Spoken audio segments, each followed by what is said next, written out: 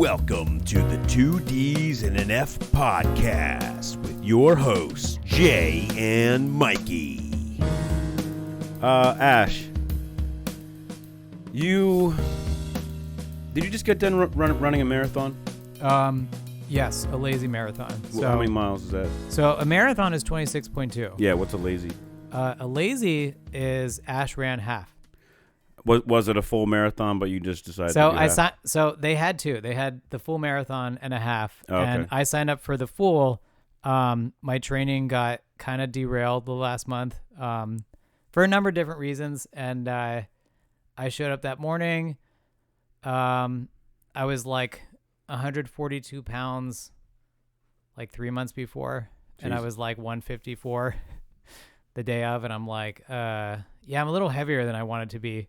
Which I always want to understand. If you see runners, you'll see somebody running, but when you see the guys in front and they're just like not even ripped, they don't look good. They're like, 4% body fat. And these guys are running 26 miles and you're like, okay, what are you eating?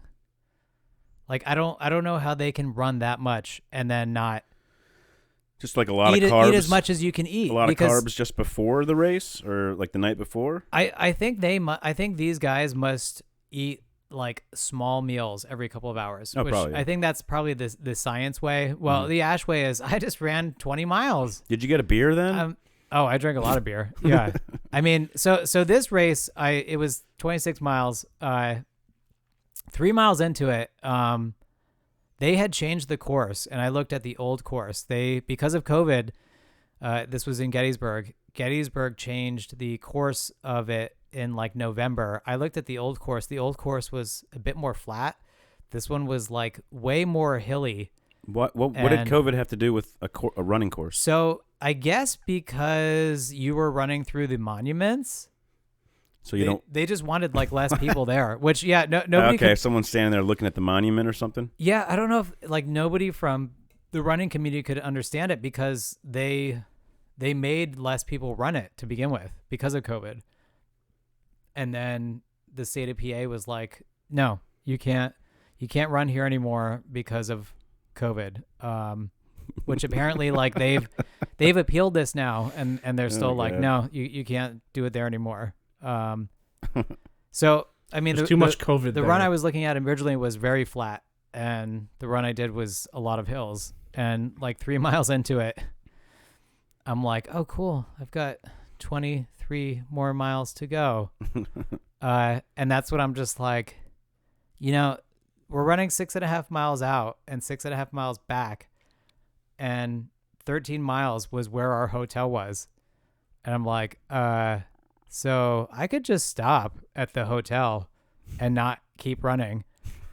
And I talked to this girl at like 7 miles in. She's like, oh, how you doing? What kind of strategy do you have? I'm like, I'm trying to survive. I'm like, I might quit at this point. I got the hotel right up here. Yeah. She's like, oh, I did that in 2019. She's like, I only did half of it. And I was like, oh, okay. So I shouldn't feel that bad. She's like, yeah. She's like, but my family decided to surprise me for this one, so I think I have to finish the whole thing. I'm like, good luck, lady. Yeah, it's a lot, man. I've only ever ran like fucking 3 or 4 miles at one shot. Yeah, I mean, I've done multiple halves, and so the only reason why I decided to do it was I got the flu in February, not COVID. I'm like the only person. Very, very, very few people this year got the flu. And I got 104-degree fever. I don't know if you guys have ever been that sick as adults. Yep. Yeah, it sucks. It's scary. Yeah. There was like a 3-hour period where I was like, okay, I might die. So, and in the back of my head, I was just like, you've never ran a marathon before. And I'm like, oh, yeah, I never have. A week later, I'm just like, I should probably sign up for one. Are you gonna do it next year then? Because maybe you'll take it a little further next year. Now that I know the course too, just make your hotel further away. Yeah, I mean, I could do that too. Now that I know the course, I mean, that to me is a huge portion of it. Because when you don't know what you're doing. Like I could have kept running, but I also felt like if I ran 7 miles more, if I got to 20 miles, I would have just called my wife and been like, hey, pick me up in middle of nowhere, Gettysburg. So I was like, you know what? I'm just going to end it now. And it was, I thought I might regret it. And then about 2 hours later, we went to Appalachian Brewing Company, and there were people just hobbling in there. And those were the people that did the full marathon. Nobody looked good. Nobody looked like they were having a good time. Did anyone come up to you and ask you, hey, how was that for you? Like stretching and shit. And you were like, that was great. I had a few people that were like, oh, did you do the race? I was like, yeah, I did the half. And they were just like, you were smart. And I was like, I know. I'm like, I paid for the full. I just didn't want to do it. And they were like, oh, man, what a good idea. And I thought maybe I would regret it. And then the next morning I woke up, because 13 miles is still 13 miles. That's a lot. And I woke up and was like in pain, as you should be. Yeah. And I was like, I'm in a hotel an hour and a half away. This would have been really terrible to get out of here, because I would have been like these guys just hobbling out of there. So yeah, I think one day I want to do it. I want to pick a course that's like just flat. You run a lot though. I see anything you post, it's like either beer or running or something like that. Yeah. Yeah. I mean, that's... You had that disgusting, hideous like photos. ugly Lehigh Valley thing going on. Hideous. Yeah. I got some nice ones of Albertus coming in here. Train tracks, sunsets. You just take them with your phone? Yeah.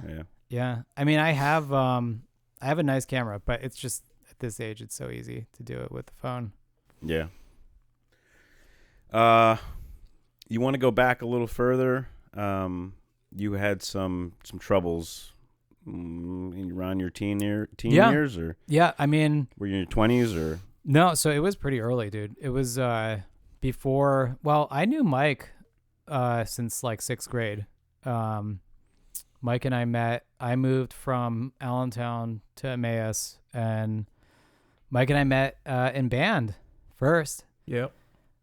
Drumming, playing the snare drum. It was all I can say, Mike. It was drumming and Judd Nelson.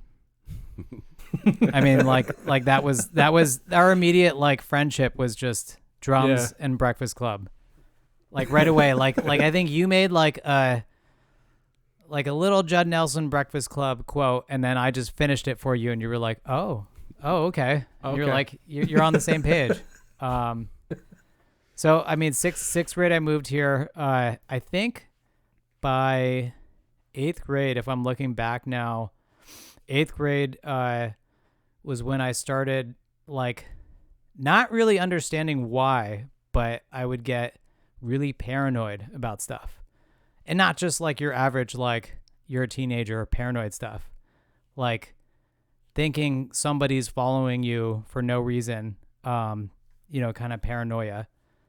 And by like 9th grade, I was like starting to hallucinate. And not like schizophrenia or bipolar. I mean, like my official diagnosis was bipolar with psychosis. So like depending on like my ups and downs, there would be like auditory and visual hallucinations. And this was before touching any substance. And at the time too, I kind of thought like everybody dealt with stuff like that. Like when you're young and you never like talk to anybody about something like that, you just think everybody is potentially going through the same stuff. And it was probably 10th grade. So I think I said earlier, we moved to Japan, and your whole family did? Yeah. So my dad in like 98 got a job offer in Japan. And in 99, he moved there. That's cool. I wish now in retrospect, I would have gone with him too for that entire year. But my sister was like, well, I'm a senior in high school. I think I'll stay here. And I was like 9th grade at Emmaus. And I was like, yeah, I guess I'll stay here too. Like, I wish now I had gone the whole time, because, it was pretty awesome. Yeah. I mean, going to Japan as a teenager was like going to college as an adult and having whatever liberty you wanted to have. I mean, anywhere I wanted to go in Japan, I could go. You know, because you jump on subway, bus, train, anything. Yep. Yeah, I mean, and you've been there, man. It's the safest country you've ever been to. Yeah, it's true. Like you can go there and literally not feel scared of anything, really. Yeah. For the most part. I know this about Japan. The police will not pursue you if you're going over, I think it's like 80 kilometers or something like that. Yeah. And they don't have helicopters. Yeah. So if you that's why people who have fast cars, they just run from the cops and they stop chasing them. Yeah. Yeah, I mean, and it's such a different culture. I think the first day, I think we were all there. I dropped like $20. I think I had like money in my wallet, and it was like $20 American. And you know, imagine if you're in New York City, you drop $20. Yeah. Do you think anybody's going to come up to you and say, "Hey, man, if you're lucky, you dropped this"? Yeah, if you're lucky, you might get somebody nice. Yeah. Like immediately, this sweet Japanese girl was like, "Oh, excuse me, I think you dropped this." And I don't know if it's the same where you were, but in Tokyo, they kind of look at your eyes and they know you're American and just start speaking English to you. I was discriminated for the first time in my life in Okinawa. Yeah. Because I was an American troop. Yeah. You know, I was told like we couldn't come into a restaurant because we were GI. I said no GI, no GI. Yeah. I said, well, fuck. Oh, okay, well, fuck you then. Yeah. But, which you know, is later on, I'm like, what the fuck was that about? You know, Yeah. and I get it. They don't want us there. Yeah, which is probably They your were experience was referring to you as googly eyes. GI. Yeah. No Yeah. googly eyes. Yeah, I had like one eye this way and one eye. Yeah. GI. Yeah, I mean, your experience was probably way different. Especially Okinawa too. They're not quite Japanese. It's like Hawaii to us. You know? And the we kind of took over their little island, and the Japanese, and we gave it back to the Japan, but it was never Japan's to begin with. Yeah. You know, so that's why they just want both of us out of there. Yeah. But, Still a cool place though. very cool place. Yeah. Amazing cars. Yeah. But yeah, I mean, I think that for me, speaking of like kind of ups and downs too, like that was when I'd get like really, really, really depressed. And even then, I don't even think I thought of the word like depression at that point. You know, I just thought that's like the way things go. And then 3 months later, I'd be like as energized as you could be, like enough energy to build a house, you know, and just like through the moon, just ideas, you know, thoughts, like all this kind of stuff. So like the manic ups and downs were like happening. I just didn't know what any of it was. And Japan, I was 16. I hurt my shoulder because I was always at that point. I was running. I was a wrestler too. So I was on the wrestling team at Emmaus and in Japan, and cross country was over. And like the first week of wrestling, I like screwed up my shoulder. Just bad genetic shoulders, as I've figured out now. But that like loss of like natural euphoria from exercising, because I couldn't like lift weights and stuff for a while, and like I really got like really deeply depressed. And Japan, I don't know, it was probably different for you, but their liquor laws are very different. And I was 16 years old, and I went to a bar for the first time, and I had like 3 beers and was just like, oh, okay. So I don't have to feel this bad about life. And that was, for me, like the first time that I remember just feeling like I'm pretty sure I could find some ways on my own to feel better about things. You know, I mean, later on you just say, oh, you're self-medicating. Like at the time, I don't even think I put a word to it. But that was definitely it. And, you know, I remember feeling like as depressed as you could get. In Japan, I remember like a lot of the time too, the last couple of months I was there, I'd go to the subways and you'd hear about people like jumping into the subway. Mm-hmm. And I'd think, oh, I could do that. Like, I'd be that kid. People would be like, oh man, remember that kid Ash who like went to Japan and jumped in the subway and died? Like I remember thinking like I was that deeply depressed. Jesus. And I remember then like my first beers being like, what? Like you were feeling that bad about things, and you could have, fixed things yourself. Which, here's mental illness and addiction, and you have to be careful, because for me, like I had beers and I never really got too hard into it. But the mental stuff got worse, Because you were depressed taking a depressant. Yeah. I mean, you felt good at the time maybe, but afterwards. I felt good at the time. And then by the time we came back to Emmaus, I think just my bipolar was getting worse. It kind of goes like that the older you get, especially like the teenage years. It's bad. And I think the first time I smoked weed, which was only like a couple months after coming back from Japan, which I was always like kind of a straight edge. Like I was not a straight edge person, but I never thought in any way or shape or form I would have ever tried a drug. And I was like, well, this beer was pretty cool, so I'll try this too. And I did that, and I never got any level of relief from smoking weed. It was just, I didn't feel myself, like I felt very different, kind of depressed too, but I was different enough that I was like, well, I like feeling different, Did it make you more paranoid? Oh yeah. You already did it? Yeah. Yeah. I mean, it made me definitely paranoid, but it was like when you feel a certain way for so long and then you feel this way, it might not even be better, but it's different.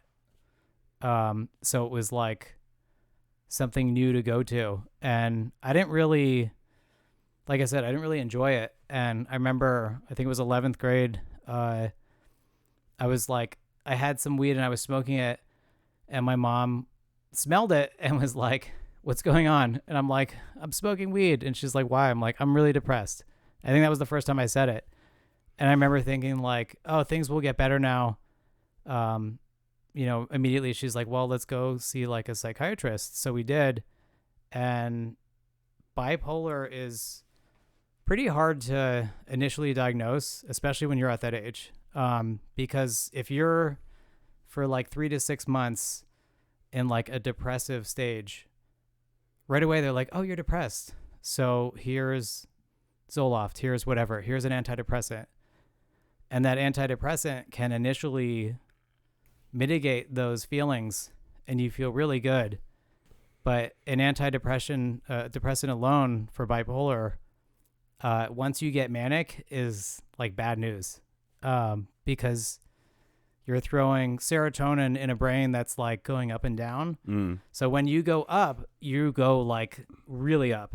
And that was probably a couple months after I got on that. It was Zoloft, like early 2001, right around September 11th too, which was probably depressing for all of us.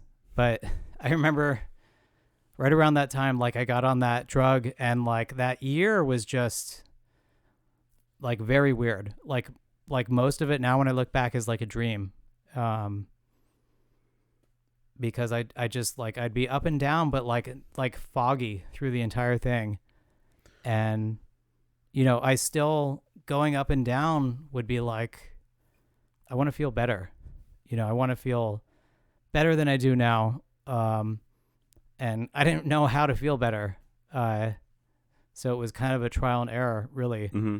Yeah. And I think that's anytime you put someone on antidepressants, they're not all going to work for the same person, I think. Yeah. So it's like trial and error. So you're spending more money at the doctor, yeah, more time at the doctor. I mean, for me, I was, probably one of my biggest, not issues, but I don't like to complain about anything, and even especially then, I wouldn't complain about. I wouldn't make any complaints. So I got on an antidepressant, and when I realized like things weren't working, I didn't tell the doctor.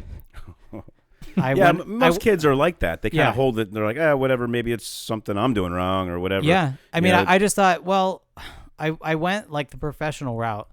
Let's go like the street route, like Yeah. that's when I was like, well, let's see what else is out there. And the whole year too, I was still on an antidepressant. And I mean, I went from trying like every level of hallucinogens.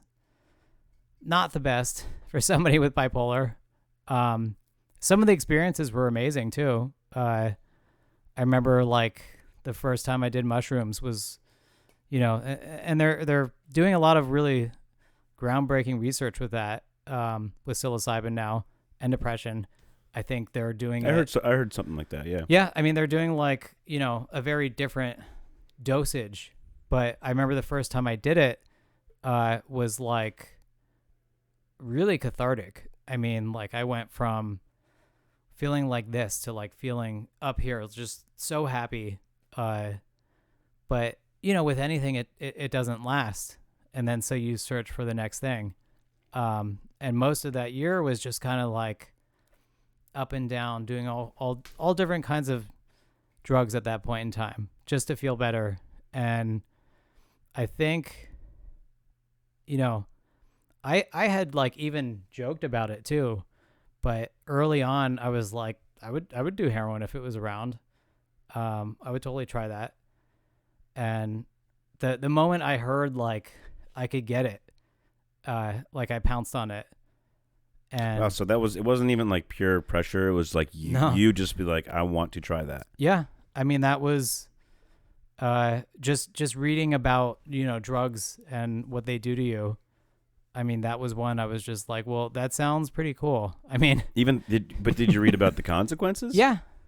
I mean, I did. And you still wanted to do it. Yeah. But you have to remember, if a year before little Ash was like, yeah, I would jump in there and kill myself.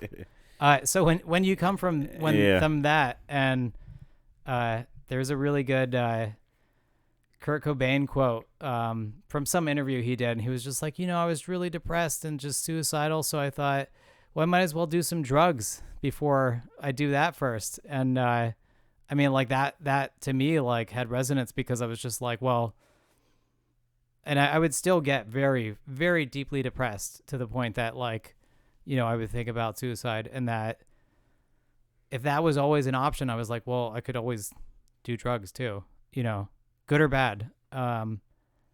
And I mean, the first time I did it, it was like kind of like a revelation, really. I mean, it made my brain feel totally normal. I mean, any paranoia, any like hallucination was just gone.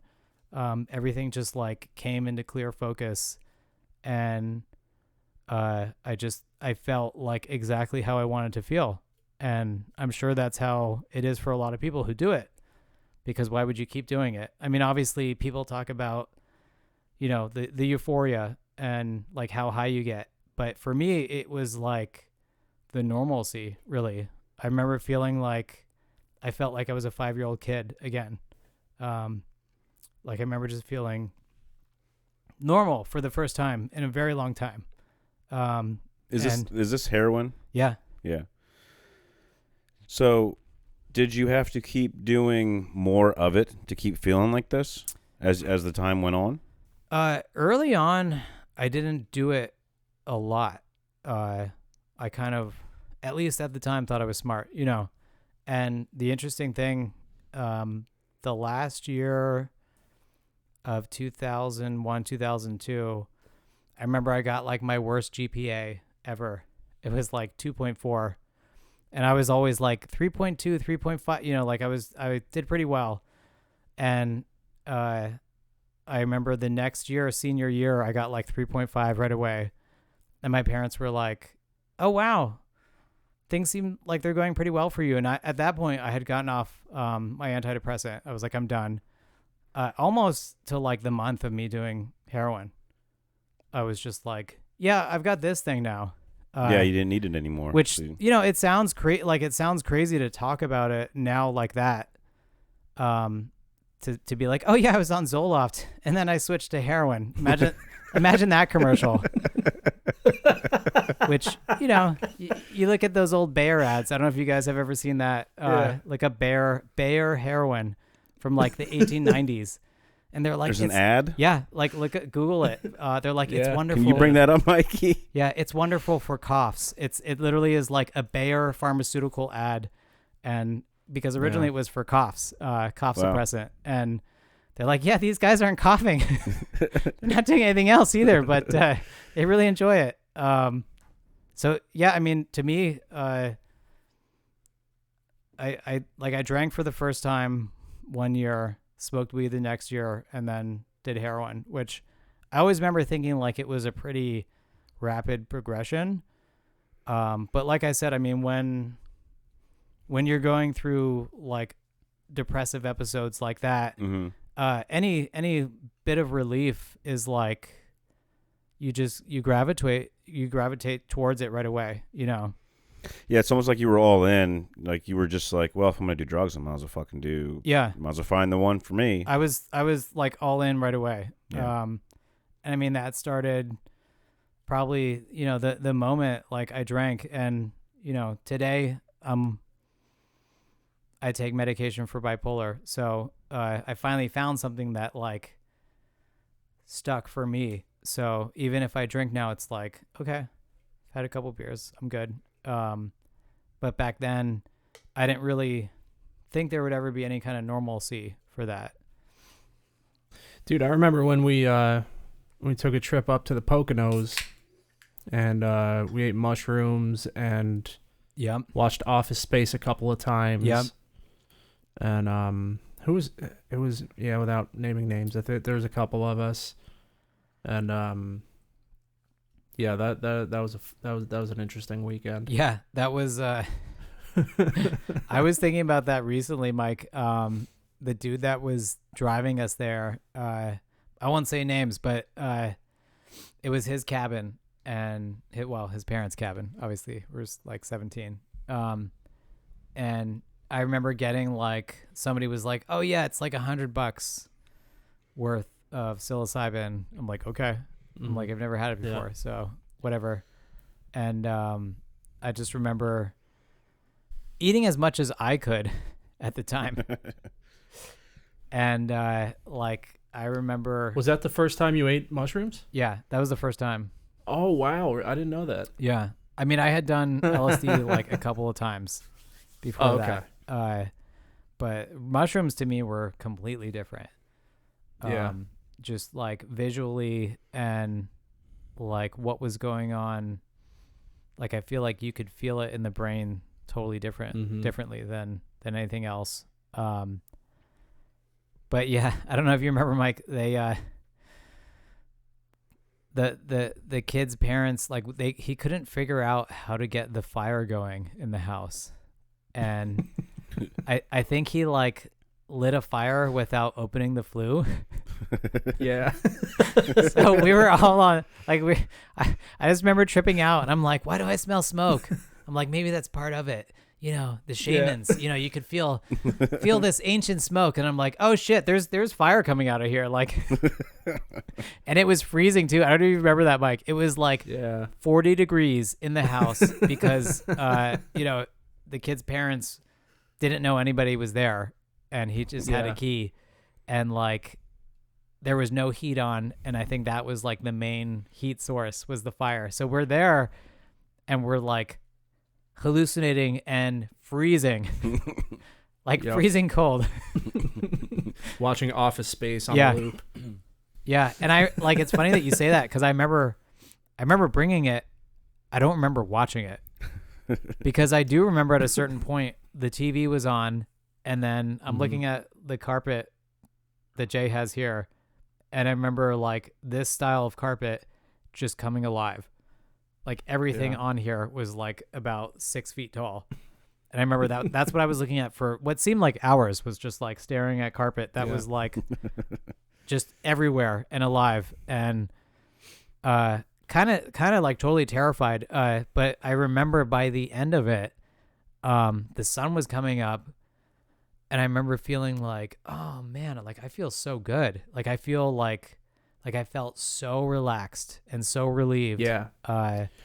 That's what it was with mushrooms. When they would wear off, like that was kind of like my favorite time, because something just happens where you're just completely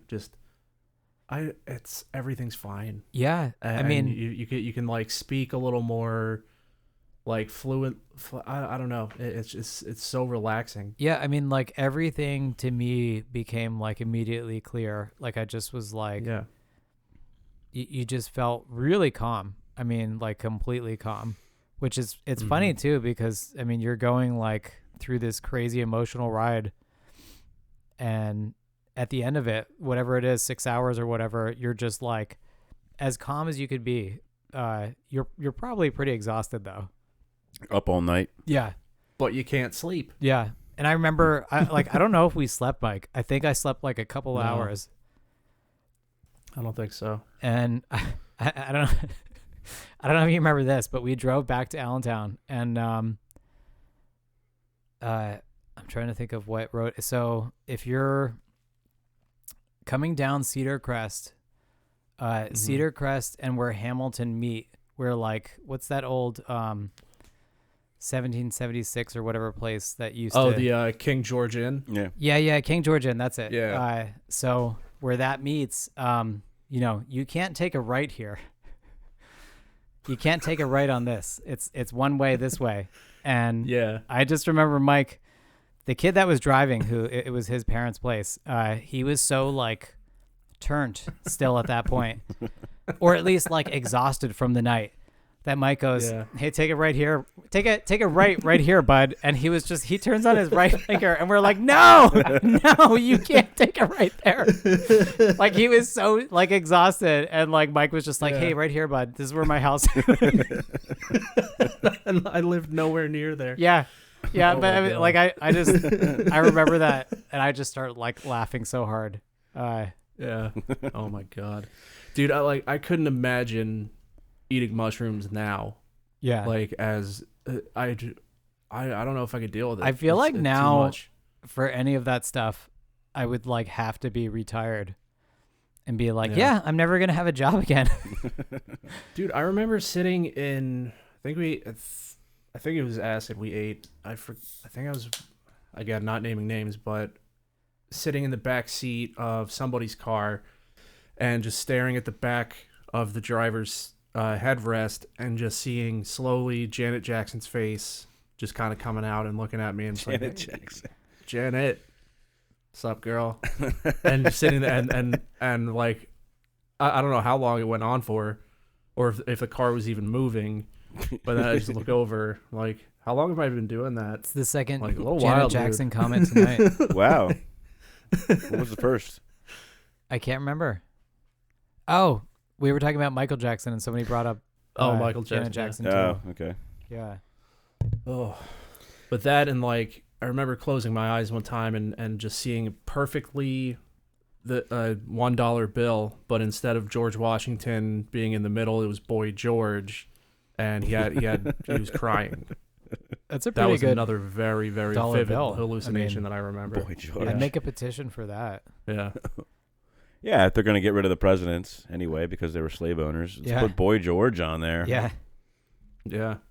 Crying. Crying. Karma chameleon. Yeah. Yeah, dude, I couldn't. I think the last time I ate mushrooms was with my buddy Stevie, and this was probably like 8 or 9 years ago. And even then, when it like kicked into full swing, Yeah.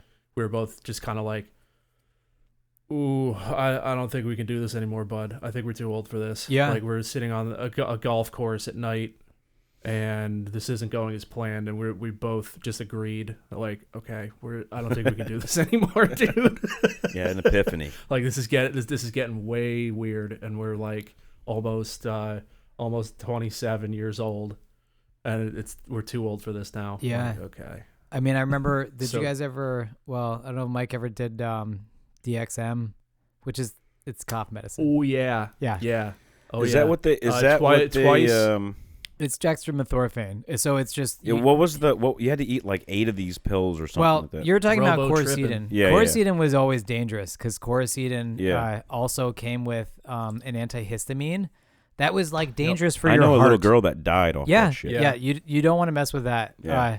If you wanted to like recreationally mess around with it, it was buy cough medicine that just has dextromethorphan. That's it. Mm-hmm. Can you even? Isn't that over the counter though? Yeah. Oh yeah. You could always buy it. Yeah. Oh, wait. It's always over the counter. So over Okay. the counter, they're only ever It's telling not you. prescription. Yeah, you're only ever telling you to drink like the little cup, whatever comes with it. You would drink like the entire bottle. Yeah. Which the entire bottle, and there was like, as you know. What does that do? So, it was. It makes you trip or something? Yeah. Yeah. So it makes you trip, but it also like there was like different stages to how much you drank, and the 4th stage was like the ultimate depressant, and you could not move. I mean, you were literally just like you're looking around and you're seeing things happen, and you can't do anything about it. I don't think I'd like kinda- to be in kinda that like state. Yeah. It's kind of like sleep paralysis, Yeah. sort of. That's fucking wild. Yeah. I mean, as I don't like like it. you kind of couldn't believe it too, because for like $4 or whatever. I mean, 20 years ago. Yeah, but didn't they get rid of the what do they call them? Triple C's, quarter cedrons? I think they did get rid of quercetin, and quercetin was, like I said, They didn't get rid of that though. No. I Hmm. mean that's always been the same. I think Yeah. they might have limited the That's not- quantity, maybe. I don't know. But I mean, it was like whatever it cost 20 years ago was like $3 and something for a bottle of cough medicine, and I mean you were annihilated for like an entire night. And the next day it wasn't like a hangover. You were like everything, like reaction times were like zilch. You were just like, Yeah.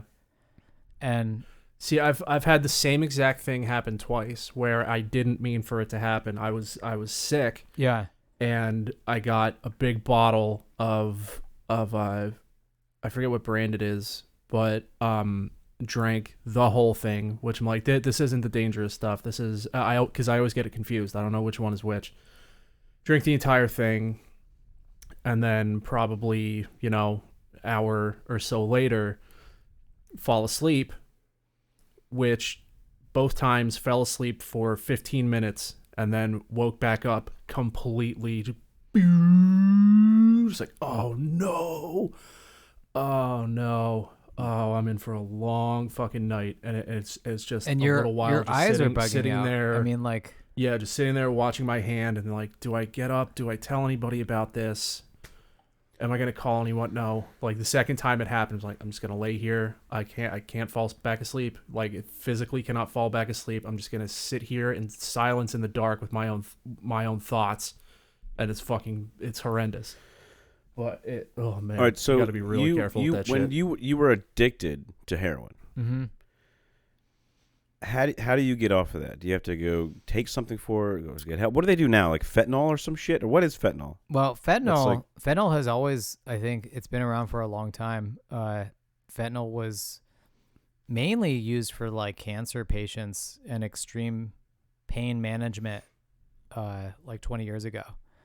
Because I remember hearing about it back then when I was doing heroin, and I remember talking to somebody like, oh man, was there anything ever stronger than that? Like I wasn't actively seeking it out because Stronger than heroin? yeah, and fentanyl's like Jesus. like 100 times stronger. Yeah, just take more heroin. Yeah, I mean fentanyl is like, And it's cheaper too, right? yeah, I mean that's what has contributed to most of the deaths of the last like 10 or so years is fentanyl on Yeah. the streets, because especially if you are buying heroin and heroin is, this strength, and what you're really getting is fentanyl, and that's that, and you're doing the same dosage, you're going to OD like right away because it's so strong. And I'm not sure how it got to the streets as prevalent as it is now, but that is, one of the main reasons for overdoses now is fentanyl. Yeah. Because they cut it, they mix it with the heroin today, and people are just dead. Yep. And you know, your neighborhood drug dealer isn't going to be like, oh hey bud, I put some fentanyl in this, so Yeah. watch out. Those motherfuckers. Yeah. So I mean, that's probably the reason. Obviously, heroin has always been dangerous, and when I was doing it, I was only ever snorting it. And I remember my friends at the time who were doing it at some point in time being like, oh, you got to start shooting it because that's where you get the rush. Mm. And that's where, you know, like the rush is so great. You get this rush that you've never felt before. And I was always like, yeah, but if you've never felt it before, you're never going to not want to feel it ever again. Yeah. Like I remember even then being like, how do you go get away from that? Yeah. I mean, obviously heroin is still heroin, so it's hard to get away with to begin with. To answer your question, for me, I told my parents, which I'm probably one of the very few people to ever do that, especially in like high school at that point. I was like throwing up a bit because, you know, you do too much heroin, you get sick. And if you stop, you get sick. Yeah. So my mom was just like, are you okay? Like, do you have like a eating disorder? And I'm like, no. I'm like, remember last year when you caught me smoking weed and asked me why I was doing it? Guess what, Mom? Yeah. I mean, that's what I told her. I'm like, and I remember like it was yesterday. My mom was just like so sad. She was like, I don't know how this has happened. Yeah. And so for me, it was, once I told them, it was going to rehab, which at the time, the rehab I went to, you know, rehab's all insurance based. And at the time, they were like, yeah, we're only going to pay for like 5 days for him in rehab, which if you know anything about narcotics and opiates, 5 days is maybe enough to like get you off of it. But wait, so they wouldn't even do like a full 7-day detox and then 5 days of like actual rehab? They just said 5 days and that's it? Yeah. Fuck that, dude. Ugh. Yeah. I hate insurance. Fucking insurance companies. Yeah, and they're like, oh yeah, he's cured now. I think I remember like they said that at some point to my mom. They're like, oh yeah, he's all good now. It's all out of him. Yeah. I'm like, okay. Yeah, no, dude, they did the same thing to me when I went to rehab, and I told them, fuck you, don't, then I'm done with insurance, and I'm just going to figure something out and pay for the rest of my time here. Yeah. And did. And that was, I fucking hate insurance companies. Sounds especially expensive to be an addict. Like Yeah. It really does. It is. Yeah, I mean, if it's, I mean, this is 20 years ago almost. But now. at least you're off it now, and that's what matters. I mean, how many people have to die until I get it's never going to go away, right? Yeah. No. There's no way you can't keep it off the streets. Yeah. My cousin died too, along with a lot of our friends. Yeah. You know, he most recently this week he was dropped off on a porch. You know, it's just like, and it's like the worst way. It's like, yeah, I don't know.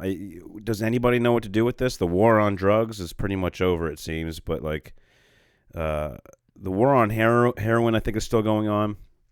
But it's well, to me too. It's like I always remember in the back of my head, you know, you're paranoid driving down because for the most part, I mean, especially around here, it's a city drug.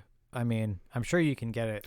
Well, I think mid Here Pennsylvania now, is like the biggest spot in the country. Is it? For some reason, yeah, but just because there's nothing else to do there, maybe. Yeah. You know, I don't know. I mean, at least back 20 years ago, it was going to Allentown. Yeah, it was a city drug. Yeah. Yeah. And you're thinking in the back of your head, you know, you're now addicted to this, and once you're addicted to it, you know, like they describe like withdrawal as like, oh, it's like getting a really bad flu, but the difference is and I've had the flu twice now in the last 13 months. Did you shit your pants?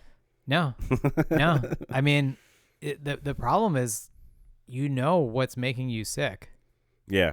So like if you and have what's gonna make you better? Yeah, if you have the flu, you're like, oh man, it's like, oh, I gotta feel like this for a week. If you're going through withdrawal, you're like, there is a $10 answer to this problem. Yeah. And obviously that $10 answer buys you like 8 hours maybe. Mm-hmm. But still that's you your to the next day. That's your immediate answer. Yeah. And that's why people go to crime. And I was like fortunate enough that I was young enough, and because I always thought too, like, what if I had gone to college, and that's when I got into it, especially if you're like away from home. Did you always think that you would have gotten into it no matter what the outcome? Like, what if you stayed in Japan? Would you still have got? I don't even know if it's over there. Really, it's not as big. Yeah, that's for sure. I don't think I'm it's sure there, it's over there. Which is it's crazy talking about China. Talking about mushrooms. Mushrooms are illegal in Japan. I mean, they were 20 years ago. They were selling them on the street. Like years ago, when you go to New York City and they'd have like illegal DVDs on the street, guys would be selling stuff. Yeah, they would be selling them in Japan. They're fucking weirdos. They sell dirty underwear in like a vending machine over there too. So nice, and beers too. And beer, yeah. Yeah. So I mean, when I got there, I remember being like, how are they selling beer here? Like anybody could get this. And my dad was like, yeah, these kids here aren't like American kids. So if they're not 18, they're not getting beer from the vending machine. I'm like that kind of blows your mind. Yeah. Like what? What a kid in America is like, oh, that's the beer machine. I'm not 18 yet. I mean, here it's even 21, it's even older, but like what kid here would respect that? Yeah. Yeah. I mean, hell, my daddy started drinking Bud Light when he was my age. It's my time to get one. Yeah. If we had some fucking vending machines around here, they'd never be able to keep them full. Yeah. I mean, I think when I want to say 16 or 17, I was going to Allentown and just finding fucking somebody on the street to go across the street and get me a fucking 40 or something, Here's $3. A lot of times they'd run away with it. I'm like, fucking, you just ran away with $3, you dumb fuck. Yeah. But, I mean, then you had your little pizza shops that, they didn't really give a shit. You would just go in there, you'd get a 40 ounce and, there's no way I looked 21. Yeah. No. But I don't know. That's how we. Or there was always that kid you knew who looked well over 21. Yeah. Or one of our friends' siblings that were 21 or some shit. Here, go get me some beer. Yeah. That's gonna cost you. But I remember I had a job at CVS, and Scott Holman's sister, I think, she got me like maybe a 12-pack of beer or something like that, and I had it in my book bag. I was working at CVS, and I brought it there because she dropped it off there, and I was going into work. And I may have drinking before work. I may have been drinking a little bit before work or something like that. I left it there, and then I remember they found it the next day, and the guy brought me in, and I was like, oh shit, don't tell my parents. He's like, all right, I won't tell your parents, but you got to leave. Nice. And he handed me my book bag back. Yeah. And I drank. Yeah. Yeah. Those were the days of just roaming around with nothing better to do, really. And that's, I can see why kids get into heroin. Shit is it's crazy, man. Like, after a certain point, you think it's not gonna, we've lost so many friends because of this shit. Yeah. I mean, I figured after a period of time, it's just gonna stop happening.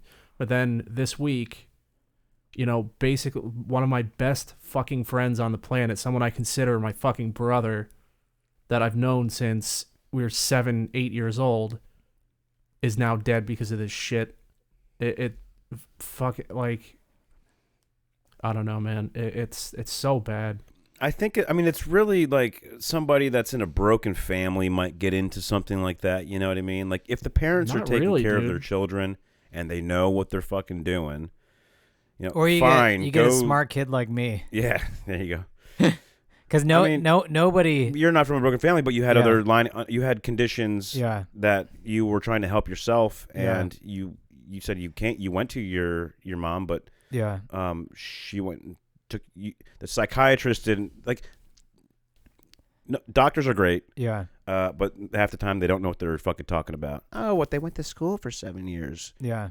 They don't fucking know my body. They don't know what's going on in my head. Yeah. Who the fuck are you to prescribe? Yeah, okay. I'm coming to you to help me out. Let's try this. Let's try that. I'm willing to try it. But so they didn't know.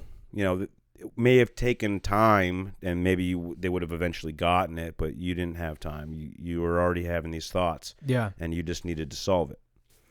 So that you're a different situation, and I think if as a parent, you just keep a close eye and on your child, close enough to where the ins and outs of them, and try to help them out as much as you can. The odds are less. I mean, people know, just like not a lot of people smoke cigarettes anymore. We all know what they do to you. It's a fact. Yeah. We know what heroin does to you. So not. I mean, I don't think it's going to be a big thing in the future. Heroin. I don't think so. I Even mean, fentanyl, really. I mean, but at the same point in time, I thought by now people would be not smoking cigarettes at all. Yeah, I still smoke. But like I see kids who are like 16, 17 still doing it. Yeah. And I'm like, oh wow, they're still doing it. Yeah, I mean maybe their parents smoke. Yeah. And and they just picked it up from them. My fucking 13-year-old tells me all the time, not to smoke and shit, and it's just like, you're right. Like I've quit multiple times, but then it's just like, both of us smoke, so it's like if I quit, she's got to quit too. Yeah. Or if she quits, I got to quit too. So it's got to be a team effort, and we're working on that. But I mean, that's probably the hardest thing to quit because of the availability of it everywhere. Yeah. And not just the availability, but like the addiction level of nicotine. I mean, nicotine hits your brain, I'm pretty sure faster than like any drug. Yeah. I mean, it's like instant. And it's funny. I think I lucked out in being just allergic to smoke in general. Like if somebody has a fire and I'm like, oh, that feels great, but like I feel like shit being around it. Oh. Like just the smoke smell. I don't know if you ever remember, Jay, but like being in my car, Eamon would always be like, you can't smoke in Ash's car because he's allergic. And I'd be like, thank you. And I'd feel terrible. Which I was glad because, nicotine is incredibly addictive. And I just, meanwhile, he's got 3 cigarettes hanging out the window, just going to town. Yeah. Ripping mad butts. Yeah. Didn't you used to smoke, though? No. I thought you did. No. I mean, like, occasionally, I'd be like, all right, give me one. And I would do it and be like, ugh, like, I would, yeah. I would never enjoy it, but I would do it from time to time. I love smoking. I love it. It's one of my favorites. Yeah, I think that's why it's so hard for me too. It's like I like to do it. Like it's like I'm gonna go. I'm sure I could occupy my time with other things, but it's like probably I'm gonna just go take a break. That break too. Yeah. I haven't had a cigarette in just over 5 months. I still vape like a motherfucker, which I'll deal with down the road. But I haven't.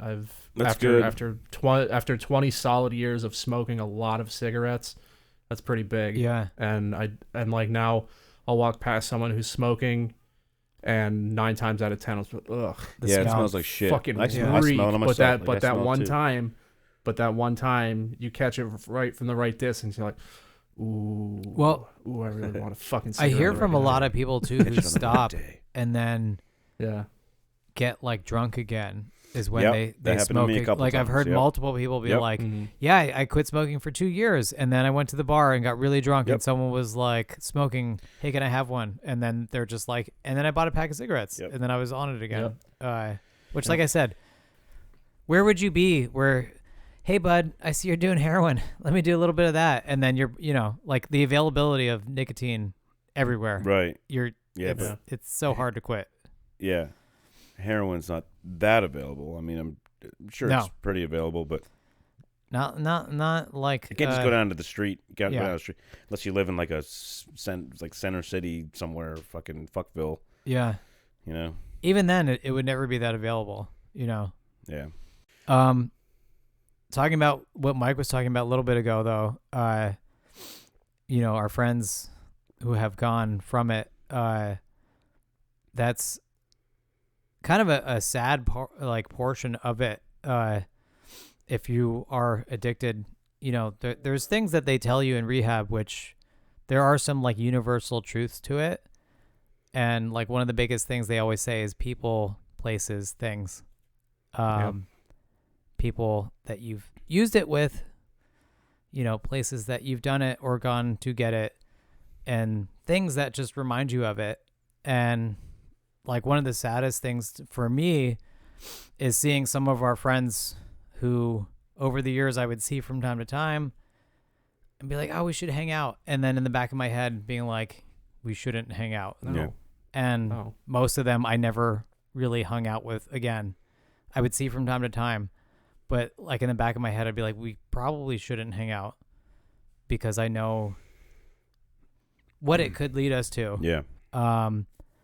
And I won't say who, but one of our friends who died years ago, at a funeral, I saw this person, he was in a casket, and I'm like, this really sucks. And then I'm looking at this person and I'm thinking, like, for a half second, my brain was like, what was that thing that you used to do with that guy that made you feel really good? And it was like a half second of like panic. And this was like a good 10 plus years after I last did heroin.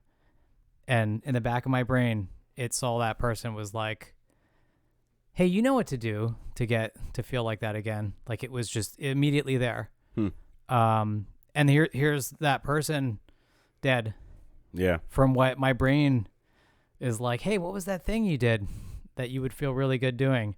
And that's like the constant, you can never get away from it. I mean, I'll say this to you, Mike, because I used to play the drums, and I haven't really for like 15 years, but anytime I jump on a drum set, it's like a good 20, 30 minutes and I'm back and I'm like, yeah, oh yeah, I'm like where I was 15 years ago. And that's the exact same thing with addiction. I mean, if I did heroin tonight, within a week, 2, I'd be doing it again every day, and I'd be back on what I was on in 2003. Like your brain doesn't forget. It doesn't get away but from your that. Tolerance goes down. So if you were to pick up where you left off, you'd probably die. Oh yeah. Yeah. I mean, I was always very, like, other people were doing, oh man, I did like 15 bags today. And I'd be like, I did Jesus. 2. I did 2. I mean, like I was like sustaining it. Is that a lot? What's a lot? That's a lot? 15? That's a lot. I mean, that's like, sounds like a lot. 15 bags? If I think it's like a gram for like each bag. And like a gram, like at least this is 20 years ago, was like $10 for a bag. If you got 10 of them, it was $80. They would be like, oh, this is a bundle. It's $80. But there would be people in like the highest levels of their addiction, like, oh yeah, I'd go through 2 bundles a day. And I think those are the people that probably, if they got clean for a while and then went back, would be like, oh, I'll do like 3 bags because I used to do, and then people accidentally overdose that way. So you kind of just kept away from those people. A lot of our friends just maybe moved away, and that's how they got away from it. A lot of them moved away and went right back into it. But yeah, you stayed here and you kind of just said, I'm not seeing any of those people. Yeah. And you fucking settled down. You weren't married at that point, were you? No. I mean, like 2000.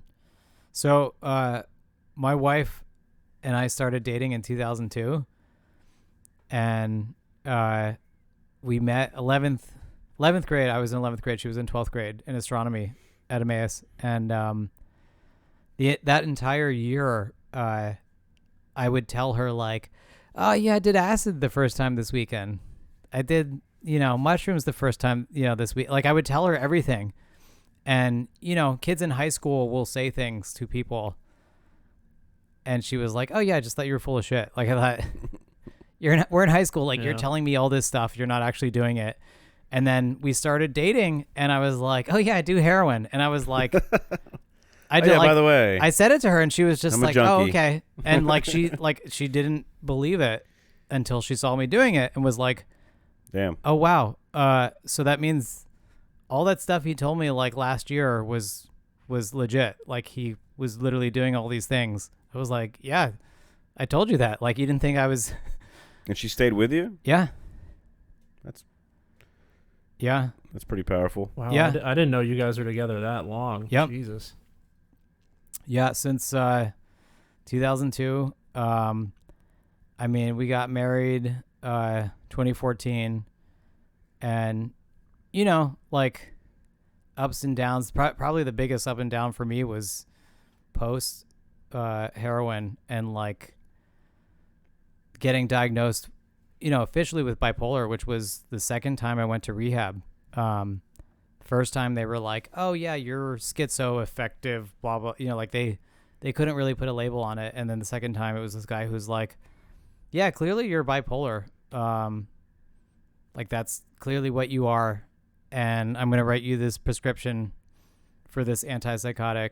And I've been on that same medication since 2003. And Wow. It's kind of like leveled me the entire time. And I remember, you know, it sucks being in rehab because you're waking up every day going through withdrawal. And I woke up after like the second day on this drug, and I was like, I feel really calm and really kind of like, I just remember all the hallucinatory stuff that I had was like just kind of gone. And I was like, I think maybe I could get away from this drug. You know, for me, like, heroin had provided that escape and that medication, but it was in no way sustainable. I mean, it's never sustainable because of the addiction, and, you know, you're always sick all the time. I mean, like, for me, the last like 6 months of doing it, I felt like I was always sick more than I was feeling good, you know. And it's just so hard to get away from. Maybe because you were building up that tolerance, and that's... No, I mean, for me, like, once I started doing it every day, and it wasn't a long amount of time. It was like a couple months that I was like, I've done this every day. That was when I told my parents and went to rehab and tried to get off of it. But it's such a powerful drug that to get off of it that quickly, and also go back to school, go back to high school, sucked. Sick? You went back to school sick?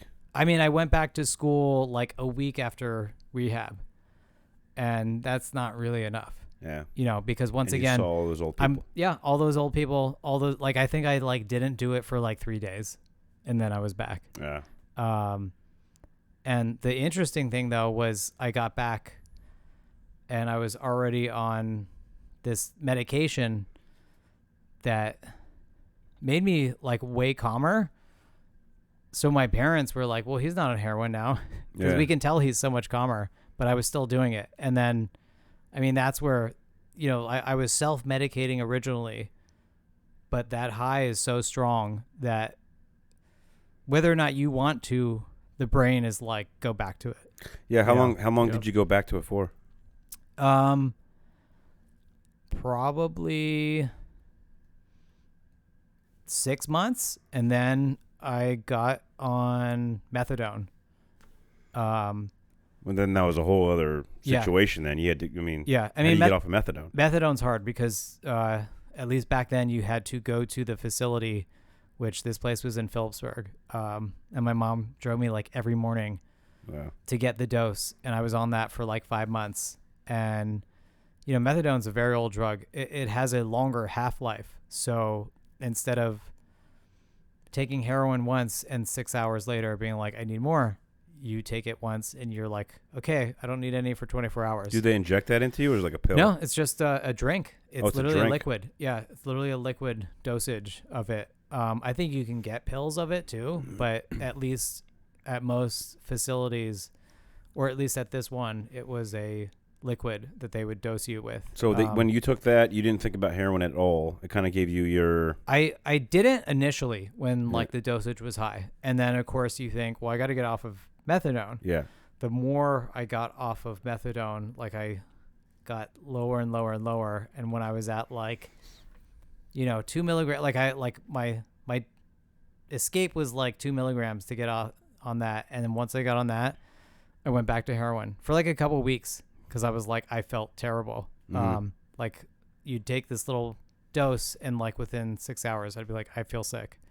So I got on heroin, and my older sister at the time had read about buprenorphine, Suboxone, which is like a way newer version of methadone.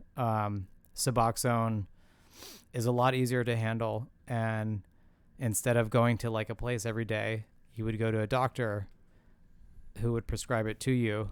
The place I went to, you still had to go once a week initially, because I was with like a bunch of other kids. And it was funny too. Every rehab I went to was like a bunch of kids who were like, I'm here because I like to get high and I fucking hate my parents.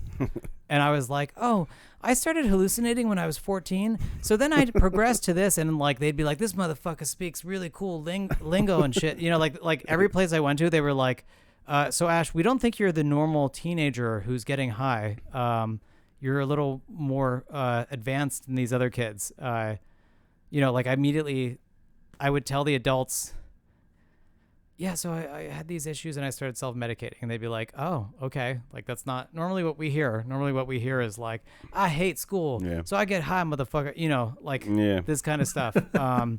So when I got on Suboxone, it was right away, like a 1 week session with all these other kids. And after like 3 months, the guy was just like, you don't need to come here anymore. You just get the pills. And I was on that from 2003 to 2013 for 10 years. So that's a long time. And I was like on a progressively lower dosage. I think by like 2007, I was on like 0.5 milligram, and I stayed on that for years. Probably more out of like fear of just being off of anything. Yeah. And when I finally got off of it in 2013, I still like went through withdrawal for like a week, but you're good now. It sucked. I mean, like it sucked, but it wasn't like heroin where you went through that withdrawal and you knew right away, like, I need this. And I had the entire time like 5 pills left that would have lasted me another month. 'Cause I was taking such a small dosage, but I was like, it's time. It's been 10 years. And yeah. Wow. That long to get off of just because of heroin. Yeah. I mean that. And going through all that, spending that much money. Yeah. That's crazy. Yeah. For a fucking drug.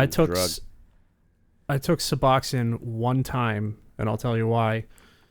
I had when I was living in Philly with Jay, not you, Jay, a different Jay. I was working and I had a cracked molar, and all of a sudden, the side of my face just fucking lit up with pain. It was pretty late in the evening, no dentists open, nothing. So Jay's like, bro, I got some Suboxone. And it was like, it wasn't a pill. It was like those film? Like Listerine. Yeah, it was like this Listerine breath strip actually, things. He's like, that's why I got off of it. Like, because they're like, yeah, you can't cut up these pills anymore. They're like, they're only going to make this Listerine strip thing that like you have to take 2 milligrams. And I was like, but I take like 1/8 of a 2 milligram pill. And they're like, yeah, you can't take that anymore. You're going to have to get off of it. I'm like, okay. Yeah. So he was like, all right, I'm going to cut you off a little piece of this and you're going to be asleep almost right away. I was like, nah, bro, I'm good. So I take it literally 15 minutes. I slept for, I think, 17 to 18 hours. Yeah. And woke up and I was fine.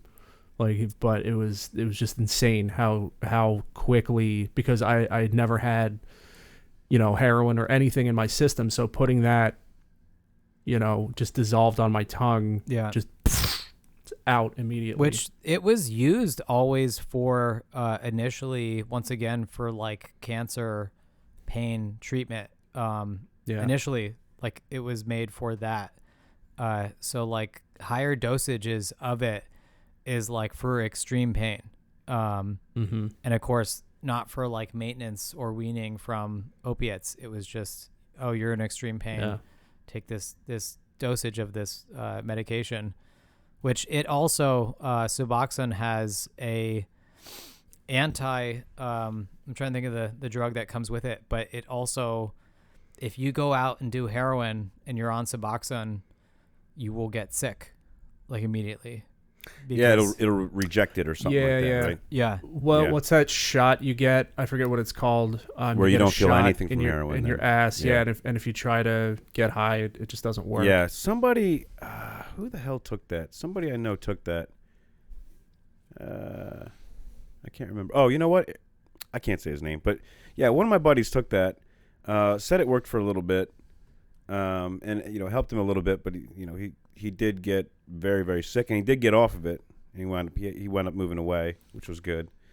But yeah, I remember he told me one time he shit his pants because I guess you lose control of your your bowels or something like that when you're never happened to me.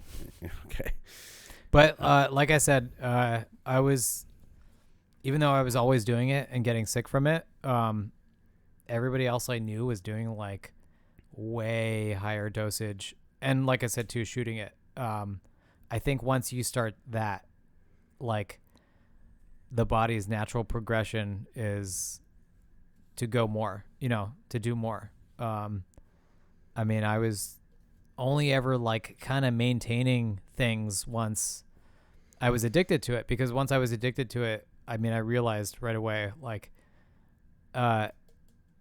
this isn't going to get better. Like, it only took me like 2 months to be like, I can't get away from this, Yeah. Like it was, I knew quickly once I started doing it every day.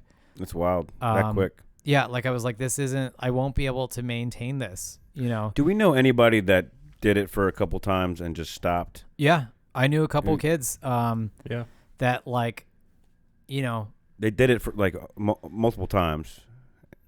Maybe more than 10 times. I knew a couple kids who did it, maybe not 10 times. I mean, I feel like once they did it that much, they were in it. But I knew a couple kids who did it like once or twice and were like, yeah, it's not for me. And I mean, I've known people who go to the dentist and get something taken out and they get on an opiate and they feel sick. Like some people have an immediate sick feeling reaction to an opiate. But then there's people who take it and immediately are like my brain feels like it's missing this. Yeah, that's wild. Yeah. And I mean, like for me, like I said, as soon as I did it, I was like, this is it. Like any experimentation with any other drug was just done. Like that was the end of me doing anything else. Like I've never done any other drug since. What describe the feeling of heroin?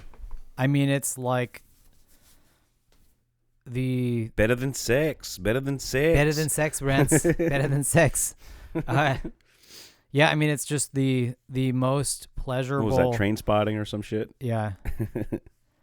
For me, it was just like the most pleasurable feeling in the brain, but also like an immediate sense of calm. You feel it in your brain, not your spine? I felt, like my your whole body. Brain right away. It just felt like fantastic. And just, like I said, like any of like the bipolar symptoms, hallucinating, were just like done. Like just everything, like it was almost like my eyes came into complete focus and, I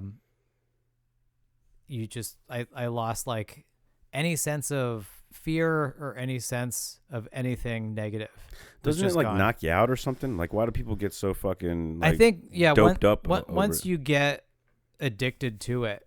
And once you get addicted to it, you might have done it the night before and you did too much, but you wake up the next day and you're like, oh, I should do more because I do this now all the time. So you're taking too much. Oh.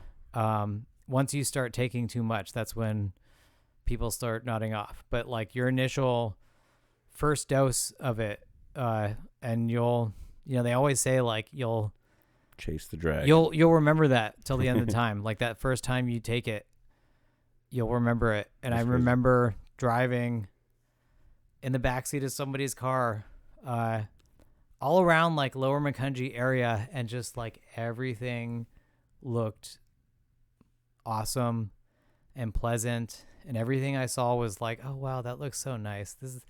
These houses look so wonderful. nice. Yeah, everything looks great. Like everything was just You guys calm. are nice. I like you guys. And that was like a time for me where things were up and down all the time. Like I was just This straightened you out. This right, made everything right like, away. I just was new. like, oh, okay, I feel like myself again. Like that was the weird thing to me. And you have to think, why do we have opiate receptors? Why do we have CBD, THC receptors? Like, why are these things here in our brain that can take advantage of this stuff? I know Mike's into CBD, and like I take that stuff too. It's awesome. So like there's clearly parts of our brain that can take advantage of substances. Yeah. But heroin was never made for anybody to take long term for anything. Because it's so strong, it's so addictive. I mean, but it's a plant too, right? Well, it comes from opium, but what it comes from originally, they can make into morphine, and then morphine through like a chemical procedure, they're like extracting. Oh, so there's chemicals in it that makes it what it is. Yeah, okay. so they're originally. I mean, yes, heroin does ultimately come from opium. Is a plant. Yes. Yeah. Oh, so they don't make heroin from opium anymore? They do. Yeah. So heroin comes from opium. Chemicals add, but chemicals like add. Oxycontin, opiates, opioids. Sorry, opioids are like the manufactured version.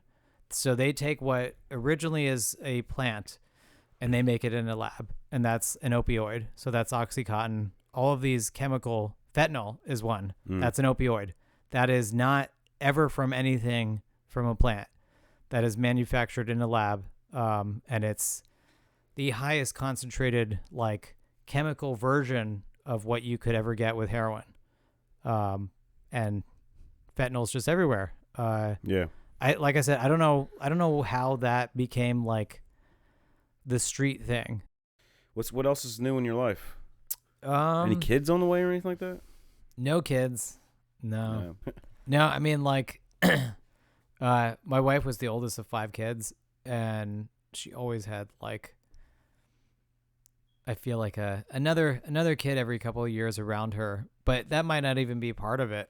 She doesn't want kids either? She's never wanted kids. Oh.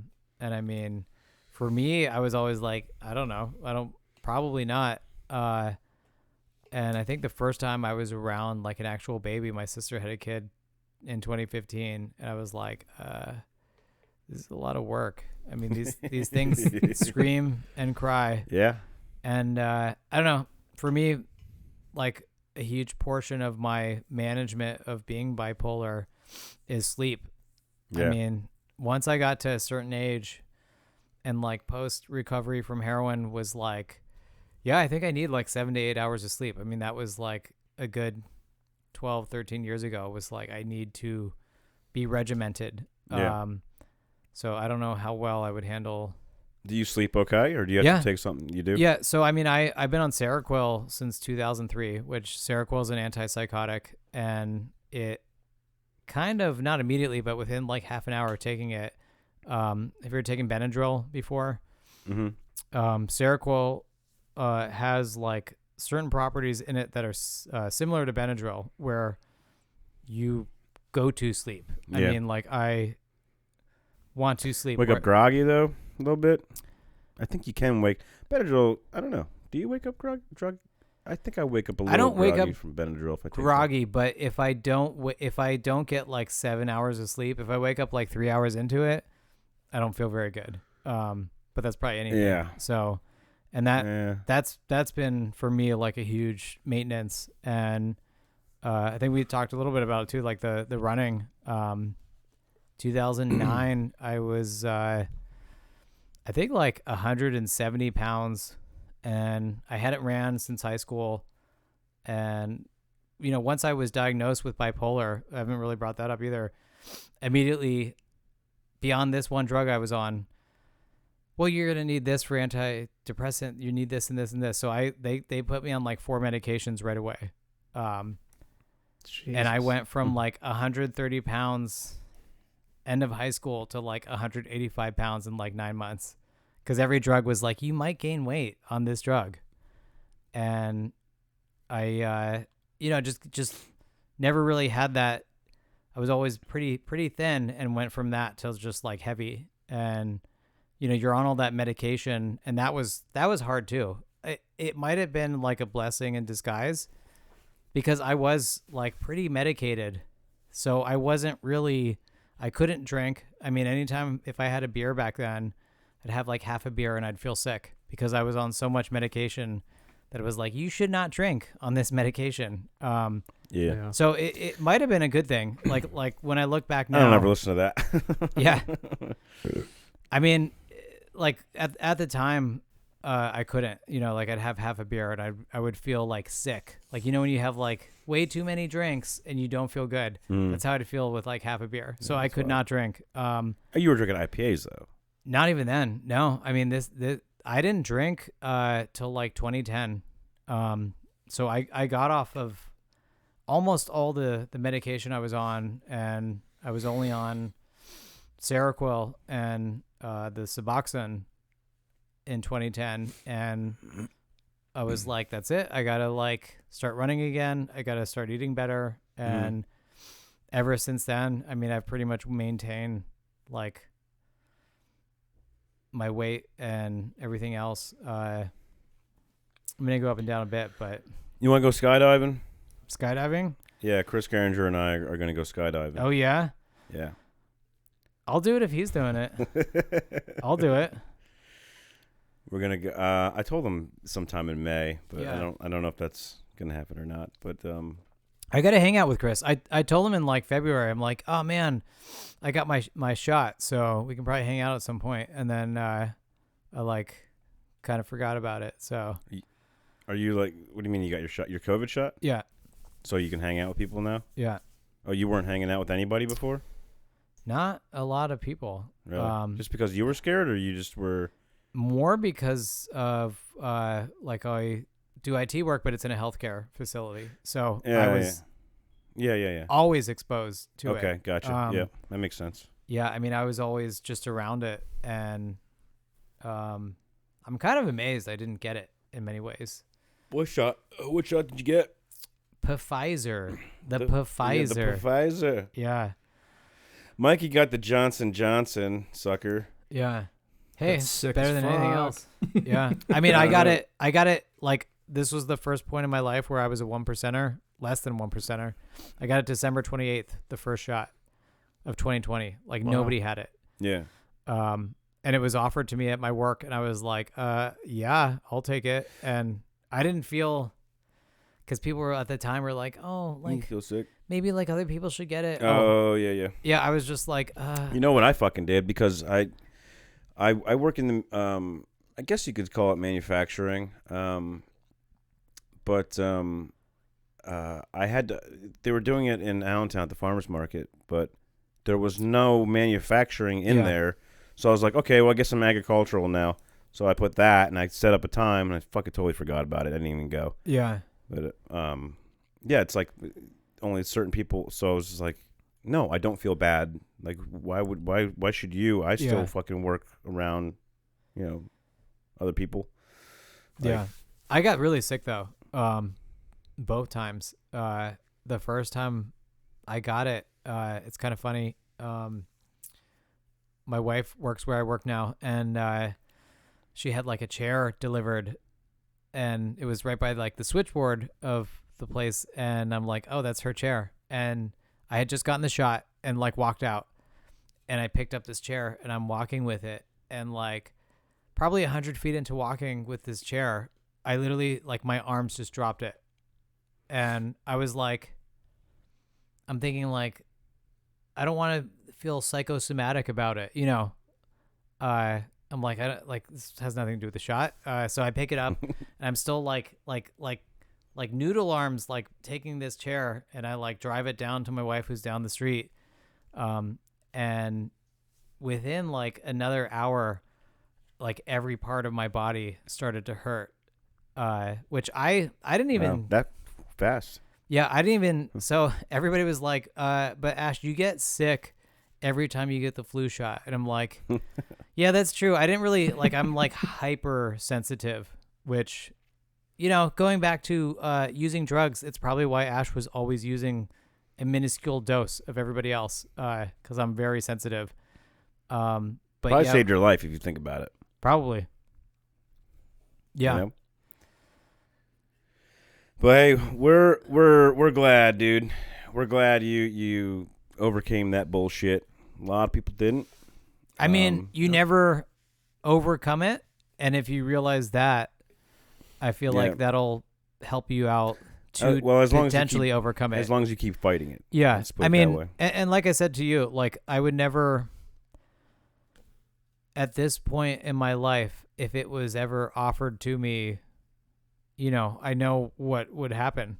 Like it's not even, you know, like the 2 times I went to rehab and I'd come back and be like, I've got a different game plan. I'm going to do it this way this time. I'm not going to do it, you know, like I'd be like, I'll do it on like a Friday night kind of thing, you know, like your brain gets to a point that it doesn't see it any way else. You know, once your brain is addicted to it, that's it.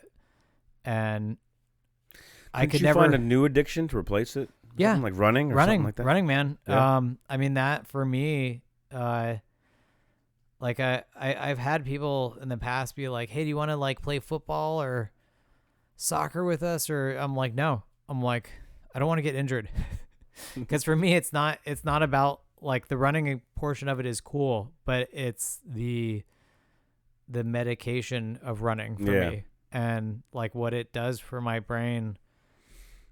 Really stabilizes me. And you know, it's never, it's in no way, shape, or form anything similar to like doing an opiate. You ever try meditation or anything like that? You listen to the last episode? Pornhub Premium. I mean, I do that. No. Pornhub Premium. Now I got to listen to that one, but I've never. You have to pay for Pornhub? The premium version only. I've never tried. What are the extras that you get with the premium? Who knows, man? Who knows? You'll find out on my OnlyFans, you know. No, I've never tried meditation. Yeah. Was that Grant? Grant was talking about it last episode. He went into a little bit and explained, you know, kind of how to do it, and I think we've always known how to do it a little bit. If you just find that silence, a lot of like breathing exercises. Yeah. Which is interesting because I've been running for a long time, and like 2 years ago, I got this like running app that would give you like an instructor, and I was like, all right, this is so lame. But it was like, hey, run a 15K, which is 9.3 miles. I'm like, well, that's a cool run. I'm like, I can do that. So I started doing it, and like the first mile, the guy's like, just breathe, man. Just breathing, just calm down. And like every time I run, I get kind of heavily caffeinated because I'm just like want to go out there and just run. And it was like the complete opposite of like my running style, and just the breathing and calming down first and exercising. I was like, oh shit, I never thought about it like that. Yeah. Like I thought about it like, I'm going to run 10 miles, man. I'm going to do it now, you know, like just like running out there and attacking Get that energy. Yeah, right. Which is great for me a lot of the time. People do at the gym. They take pre-workouts, right? Yeah. And all it does is like, it's like caffeine. It's a lot of caffeine, right? Yeah. Oh yeah. But yeah, I mean, I can see the meditation, the calmness of it, like helping out. I've never done it before. I go for walks sometimes, and I'll just like I'll go for walks around a track. Yeah. Going there to run, but maybe I'll do some pull-ups or something on the pull-up bar. Yeah. And then I'll just walk around and I'll focus on my breathing, especially after, Grant, like him talking about it, it's like on my mind now. Yeah. But no, it's very common. It really is. It sounds like a good way to get it out. Yeah. Beyond Pornhub Premium, Yeah. I mean, that's. Well, don't get rid of your porn, dude. Yeah. And if you're gonna go, xnxx.com. That's another good one. You seem to know. Yeah, it's another one. Mm-hmm. You know them all. Go Yeah. ahead, rattle them off.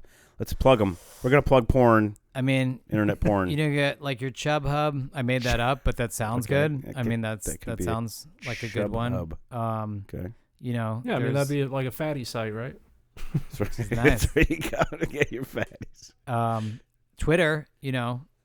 Twitter. Twit her. Twitter. Okay. Yeah, which I like to call Clitter, but that's filled with porn stars. You can go through that. Okay. Yeah. Does your wife watch porn with you? No. No. But she doesn't care. Do you watch it in front of her? No. But she knows. You just don't delete your history. No, she doesn't care. Yeah. She does not care at all. Yeah, okay. Yeah. That's cool. I have a 2 large big screen TVs, and both of them have the Pornhub app on them. And every time my sisters There's an app for that? Yeah. Wow. Yeah. Every time my sisters come, they're like, "Why is that on your TV?" I'm like, "Because I'm an adult, and we don't have kids around here." And they're just like, "Okay, all right."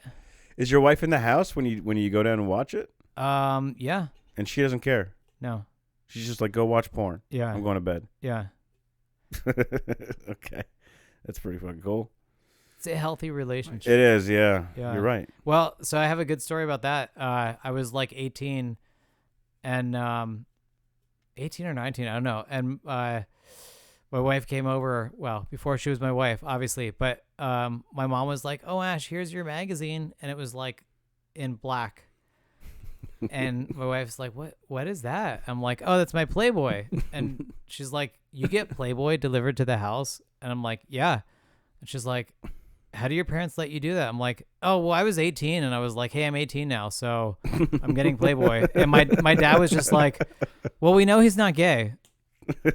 So, and I was the baby of the kids. I get it to read the articles. Yeah, sure. The articles. Is Playboy even a thing anymore? No, I think it's gone. Is it? I think the magazine version of Playboy is gone, which is sad. Who's this? Marilyn Monroe. Yeah. 1954, I think. Issue, the original. centerfold. Yeah, which Hefner bought. God, you know what? Hefner bought her photos that she had done like a couple years before she was famous. There was one. I think she's laying naked on a bed. It was in Time magazine. It was in like a book of like Time centerfold or something like that. Yeah. And it was in the library at Emmaus High School. I think it was it Emmaus High School? Yeah, I think it was Emmaus High School. Maybe it was Iyer. Yeah. Junior high or something like that. But I just remember, like, as kids, we're like going in there. That's the book we're grabbing. We're fucking going over in the back corner, and we're just like flipping through that shit,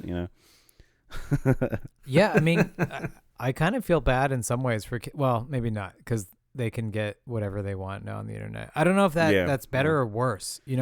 Like there was a like mystique about seeing your first porn mag as a little kid. Like there was like, oh my God, like I shouldn't be looking at this.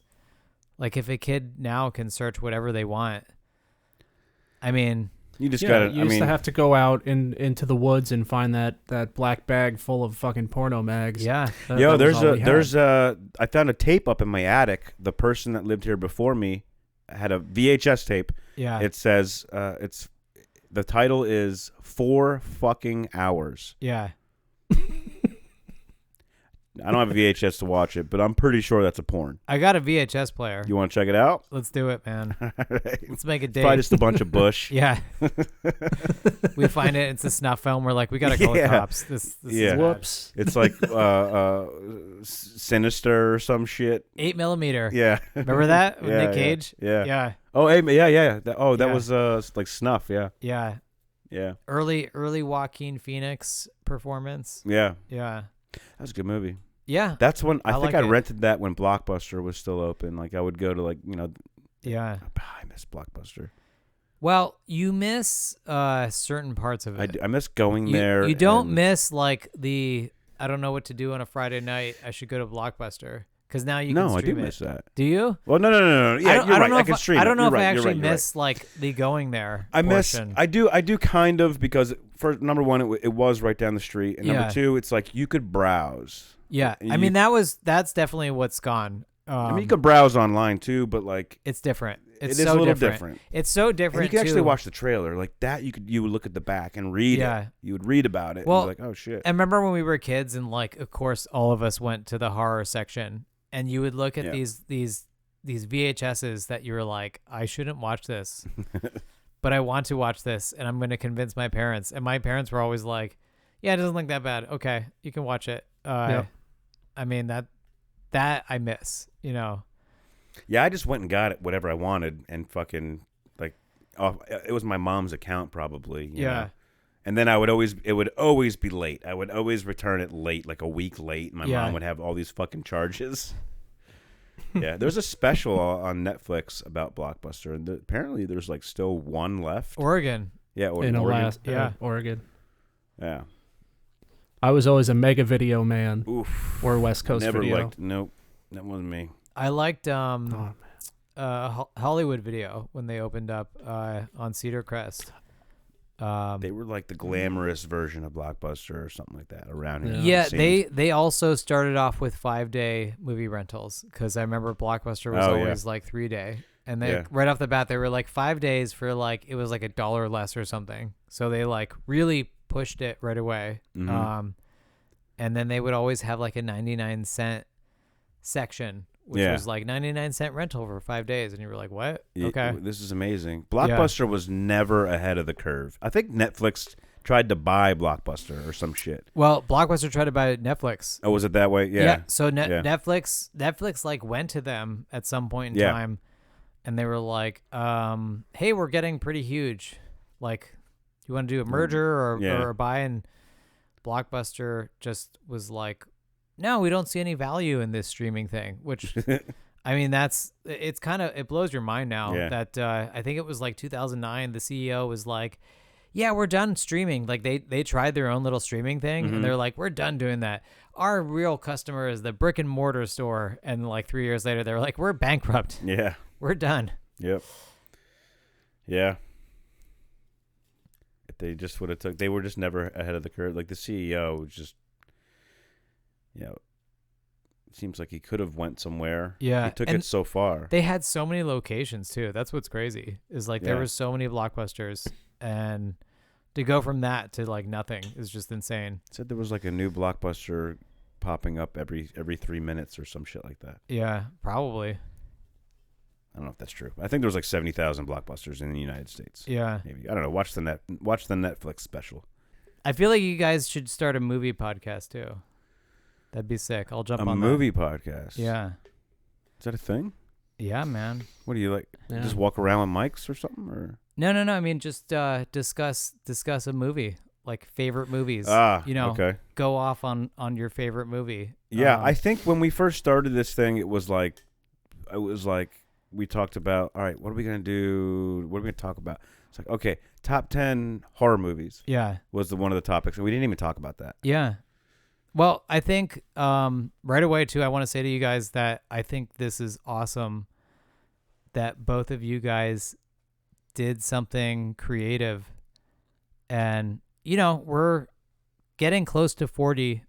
A lot of people lose, like, any semblance of creativity.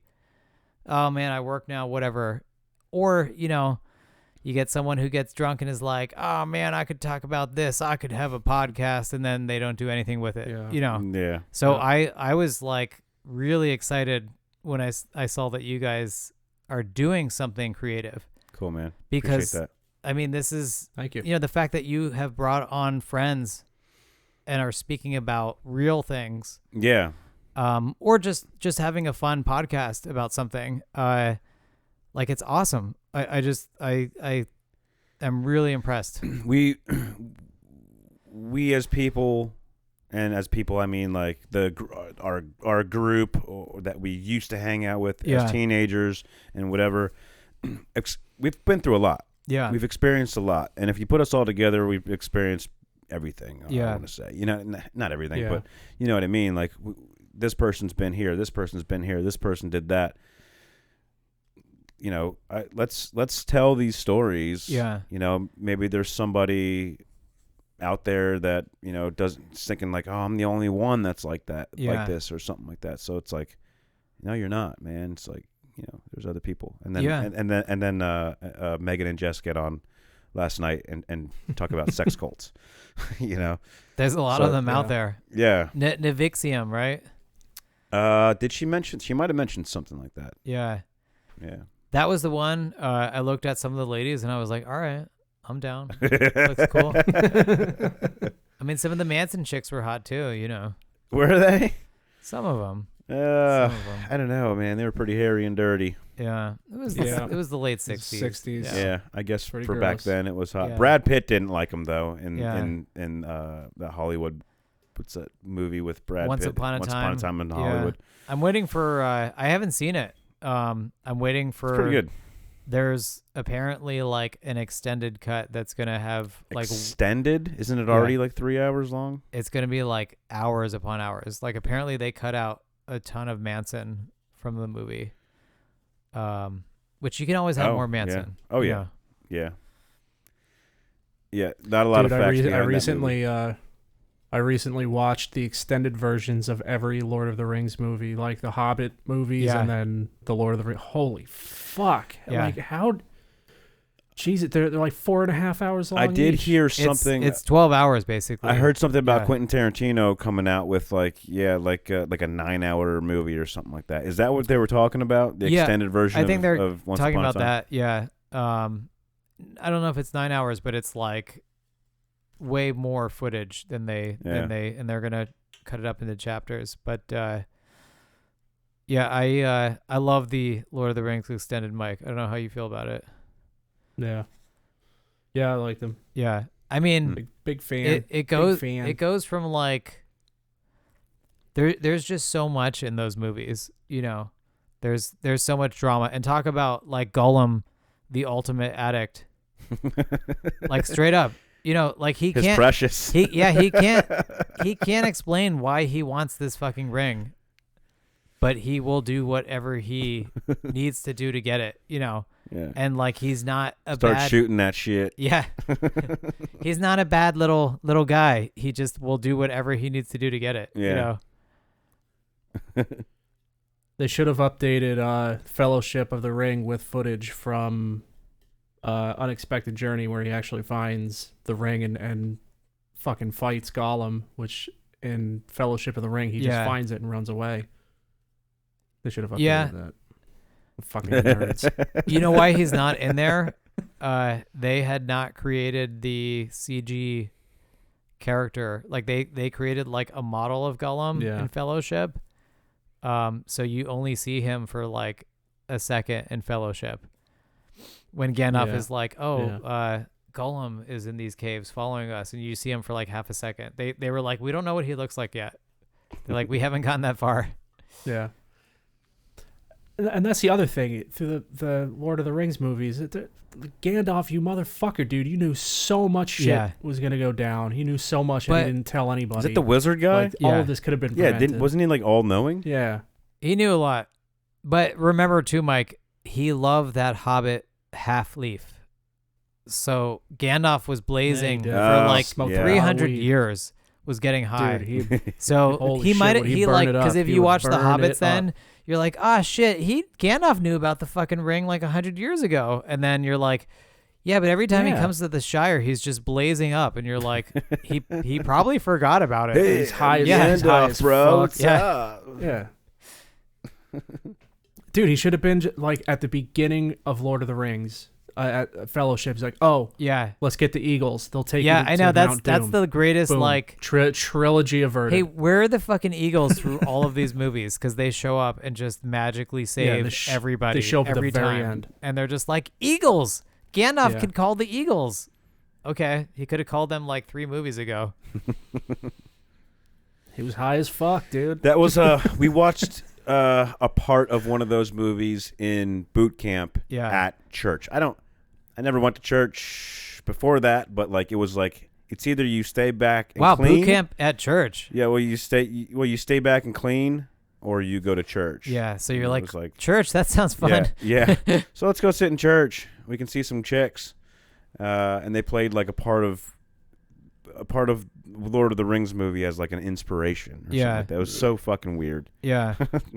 That is weird, but there's a lot of Christian mythology in Lord of the Rings. I think he based it off a lot of stuff, including like World War I stuff. But there is like a lot of tenets of Christianity in Lord of the Rings. Not getting high though. I don't think back then, smoking the weed really was part of it, but maybe I don't know. Smoking the finest weed in all the Shire. Oh, Bill Burr. Well, we had some good movie talk there. Yeah. Ash, I think this would be a good segue into the new segment that we're doing, Pros and Cons. Yeah.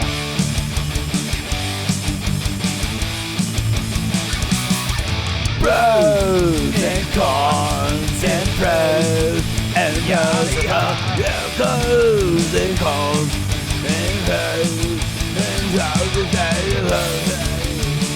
Good night, Wisconsin. Yeah, so pros and cons this week. We're doing unemployment and the extra money that they're giving people for it. Let's start with cons. Yeah, I mean, I think the greatest con to me is depending on the position and job that the person has. And did they just magically start making way more money than they were making before they had that job? Yep. And that was for me last year at this point in time. I don't know how it was for you guys, but I was going into work every day. I'm sure you were the same. I was working from home mostly, yeah. From home, okay. Yeah. I went in every day because I was just like, I don't want to get comfortable. Yeah, with it's hard working working from from home. It really is, yeah. And the type of IT stuff I do, like, if there's a hardware issue, I have to fix it. Yeah, you have to go in anyway.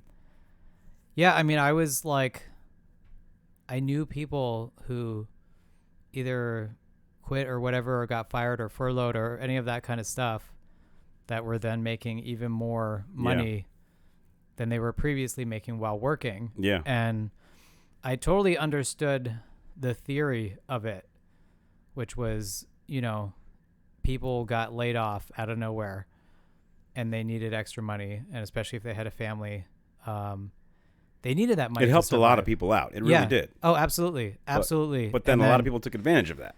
Yeah, I mean, if it's you're seeing it across the board now. I've seen multiple articles for multiple industries, mainly like service industries, hotels, restaurants, places that had people of the service industry that they're having like a staffing crisis. Yeah. Because people are like, well, I made this amount of money and I wasn't in the mix of the pandemic. Yeah. And I'm sure a lot of the people too early on just. I went to get a haircut the other day and it took, you can see online like what your wait time is and shit. It was down to 15 minutes and then it jumped back up to like 30 minutes. I'm like, what the fuck is going on here? So I went in. I'm like, hey, I'm here. They were so short-staffed because of that reason. I was talking to the lady cutting my hair. Yeah. And she's like, yeah, nobody wants to come back to work. Why? For what? Yeah. I think and I mean, you kind of brought this up a little bit too with like American-made stuff. And what does America make now? Guns. And that's been for a good 30, 40 years. I mean, when did Bethlehem Steel leave here? 80s? Yeah. Yeah, we don't even get our steel from America anymore. Yeah, so it's been from China. It's been a long time where like a huge chunk of people got these service jobs. And I don't really know like an immediate answer for something like that. Dude, it sucks. Like those like service jobs and bartending, things like that. those jobs. Mike, can you turn your mic up a little bit? Sorry, can you hear me now? there you go. Yep. Like, those jobs, for the most part, are fucking awful. I served for many years, bartended, worked in restaurants. You do so much fucking work for almost no money. And I very, very clearly see why people who, still serve for a living don't want to go back to work. It's fucking grueling.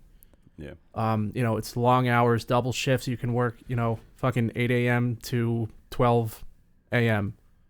And they're going back 100%. I think Memorial Day. I think Pennsylvania is going, indoors, full capacity. Yeah. Yeah. Yep. What the fuck are they going to do? Yeah. I mean, yeah, there's a lot of places too that are like hurting for the staff.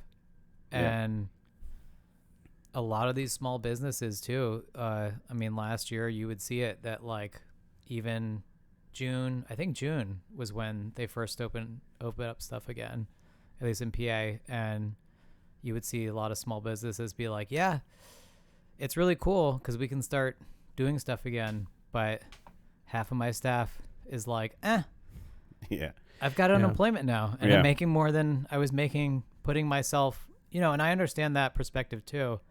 Like if they were putting themselves on the line, and like I can feel that from a lot of the service people, that like they were, because that's where people were getting sick. Yep. Like they did studies and they're like restaurants, you're going to Weiss. I don't think they were getting that sick. They were not getting sick in restaurants. That's what bugged me about them having to like go down to like 25% capacity. It's like there were zero claims for anyone getting sick in a restaurant. You know what I mean?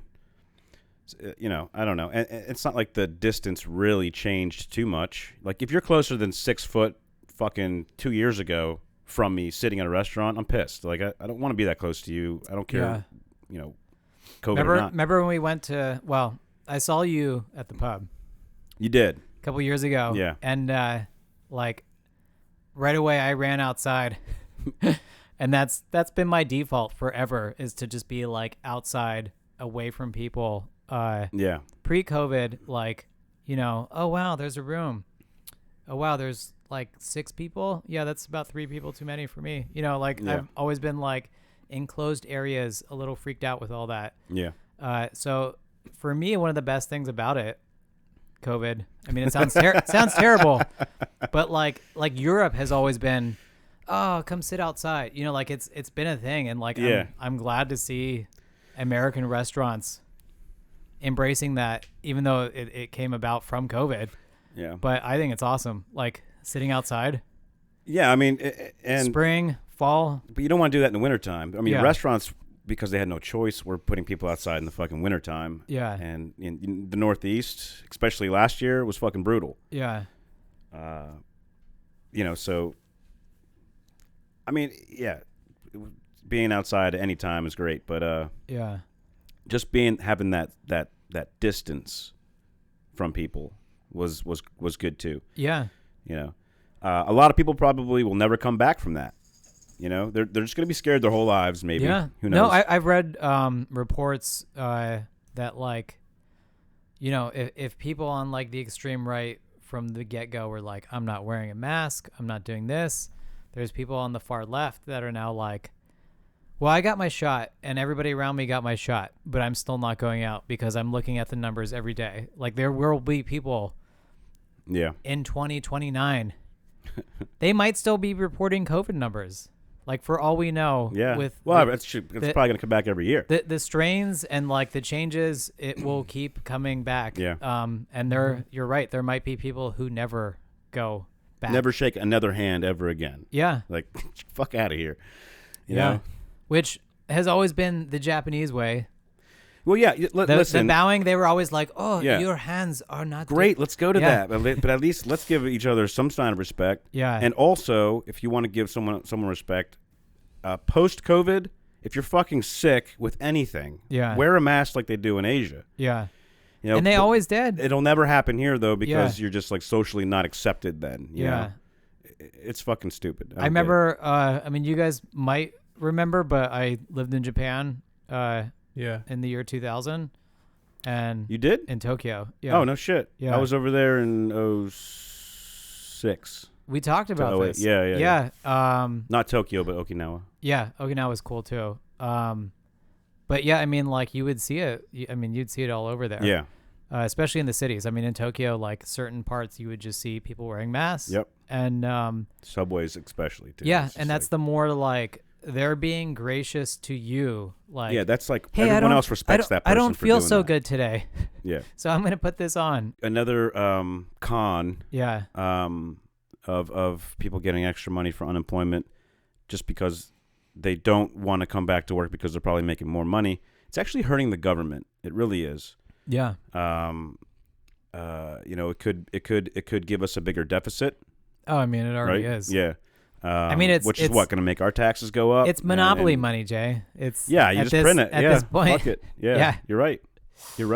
I mean, it's worth nothing. How many administrations for probably all of our childhoods, the last 30 years, like everyone gets in like, we're doing this. And then like you look at what they spent, you're like, oh, okay. I don't know if they really cared because it just, everything went up. Just print it. Just fucking print it. I don't know. It is monopoly money. It's silly to me. I remember. How do you come back from that? You can't come back from that. Yeah, I remember. I was talking to somebody today about. They were like almost retirement age, and they're like, "Oh yeah, I'll get my Social Security." I'm like, "Oh, that's cool." I'm like, I don't know if we will. No. But at the same point in time, I was telling her I remember in like it was probably 1989, 90, seeing like an SNL. How I remember this, I don't know, but it was I think it's JP O'Rourke. He's like a political guy, and he was talking back then about in 10 years, like you won't have any of this, no more Social Security, it'll be gone. Mm-hmm. Like, and I'm like, well, if they've been talking about it that long, it'll probably still be around, but I'm sure the age for retirement will just keep going further and further. Yep. By the time we're ready, it'll be like we're not going to retire. Oh, you're 74? Oh, good job. I'm not going to have a retirement. Yeah. It's good. That's why you got to stack your 401 up, or whatever you got. But that you might not even have that in the future. Yeah. Maybe because it has happened. I think maybe in around 2008, a lot of people lost that shit probably. Yeah, I mean definitely huge portions of that. Just like I remember my grandfather telling me, and he worked for the railroad from like 1953 till like 1989. Pension, all that stuff. Yeah. And 2008, he was like, yeah, I think I have like, half of what my 401k was. Yeah. I'm like, that sucks. Do you know that in 2009, unemployment was, I think there was around 11 million people unemployed. There's only 9.7 now as of March, I think. Yeah. I think it was. So it's not as bad as back then. Yeah. I mean, that was bad. Yeah. That was, That's when I came home from Japan in 2008. I couldn't get a job. Yeah. That's when I saw you. I saw both. Just barring it up. I saw both of you guys at what's the place that was right by Amon's? The little bar. Shepherd Hills. Yeah. Yeah. Oh, yeah, Crocs Pub. Crocs Pub. I saw both of you guys that night, and it was the night Michael Jackson died. And the first thing that Mike said to me was, "The children are safe." You probably don't remember that, but Ash remembers everything. So that's pretty good memory. Yeah. Damn, that was back in 2008, huh? 2009. It was 2009. like June 25th, I think. 2009. Christ, what time? Should I do a Jamie, look this up. Yeah. Should I do a Joe Rogan? No, it's a Mike. Dude, yeah. That's funny because I remember the day he died, me and Kev were at the big beer place in Makunji, the Shangy's. No, Bear Swamp. Whatever it is. Yeah. We were there, and the guy had the radio on inside, and he said, "Michael Jackson just died." I'm like, "Well, wow. Where were you when Michael Jackson died?" I was buying beer, and I guess we drank that, and then went to Croc's Pub after. Did they put the flag half-mast for him? Because they did for Whitney Houston, who was a cokehead. I can't remember. I do know that the internet of the time broke. like literally there was like Google, I think, crashed for the first time ever. He's still the king of pop. Yeah. I mean, like everybody in like a millisecond searched Michael Jackson. Yeah. Like probably on 2 billion computers and everything crashed. I remember they were like Google broke. Yeah. Were you IT back then? So you had to fix some shit? No, back then, I mean, I was always fixing computers and stuff, but then I was going back to college again. So I was always in IT for the most part, but. What were you going to college for? Pornhub Premium. Oh yeah? Yeah, I was studying it back then. Oh, cool. That's Nice. cool. That was my joke. I didn't know that Mikey. was When I reached out to him, was that I'm like, class back then? Because I'm missing out. I'm like, hey, can I be in your podcast? He's like, for what? I'm like, Pornhub Premium, obviously. I mean, Did they get busted for child pornography or some shit? I think they got busted for like they couldn't substantiate if this person was not over 18. Yeah. So whether the person was or not, they had to like, I don't know how you substantiate that. I don't know if you send your license in. I don't know how that works. But yeah, I don't think it does. I think it's they just removed there was like questionable incidences. like thousands and thousands of videos that were just, Yeah. Yeah, I would think if you're submitting content to like the biggest porn site on the planet, you would have to show you're legitimate. Like, this is my company.